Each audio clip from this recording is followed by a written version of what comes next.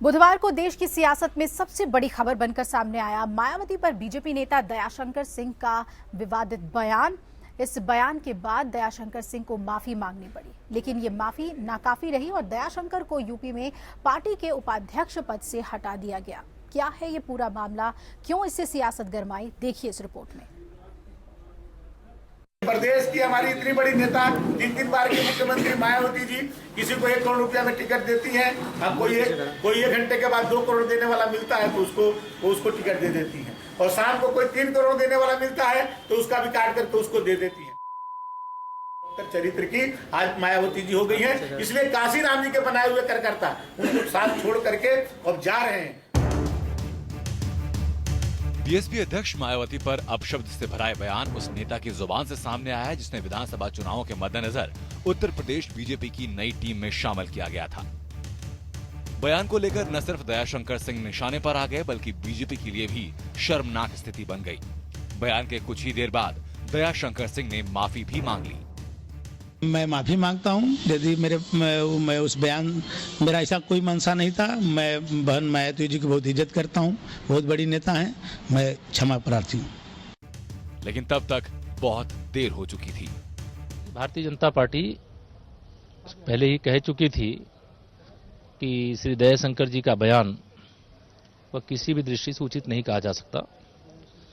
स्वयं मैंने भी खेद जाहिर किया, पार्टी के और नेताओं ने भी खेद जाहिर किया, वह भी माफी मांग चुके हैं।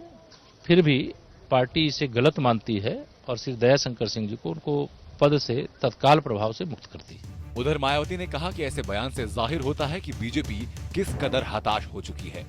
इससे साफ जाहिर होता है कि उत्तर प्रदेश में जो बीएसपी का जो जबरदस्त जनाधार बढ़ा है, उसको लेकर वो मायावती से और बहुजन समाज पार्टी से वो कितने ज्यादा दुखी हैं। ये बीएसपी की जो बढ़ती हुई ताकत है, ये उसकी बौखलाहट है और कुछ नहीं है। लेकिन राज्यसभा में मायावती के तीखे तेवर सामने आए, इतने तीखे कि मायावती की जुबान भी फिसलती नजर आई। मायावती ने कहा कि उस व्यक्ति ने मेरे लिए जिस भाषा का इस्तेमाल किया है उसका जिक्र नहीं किया जा सकता, लेकिन उसने जो भी कहा वो मेरे लिए नहीं, अपनी बेटी और बहन के लिए कहा है। राज्यसभा में वित्त मंत्री अरुण जेटली ने भी विवादित बयान पर खेद जताया। ये बहुत निंदनीय और खेद का विषय है कि कोई राजनीतिक कार्यकर्ता एक महिला और एक प्रमुख महिला नेत्री के संबंध में इस प्रकार की शब्दावली का प्रयोग करे। इस बात का मुझे निजी तौर पे भी खेद है कि किसी ने इस ऐसी शब्दावली का प्रयोग किया है। दयाशंकर सिंह के बयान को लेकर सभी पार्टियां हमलावर नजर आई।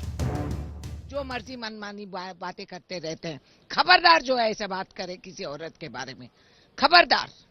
और खास तौर से मायावती एक दलित महिला, ये तरीका होता है।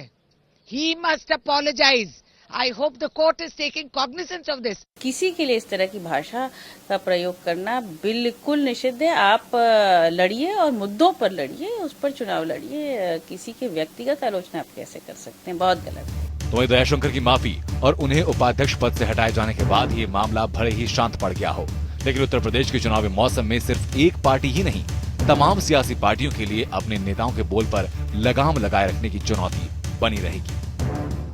Bureau report, APN।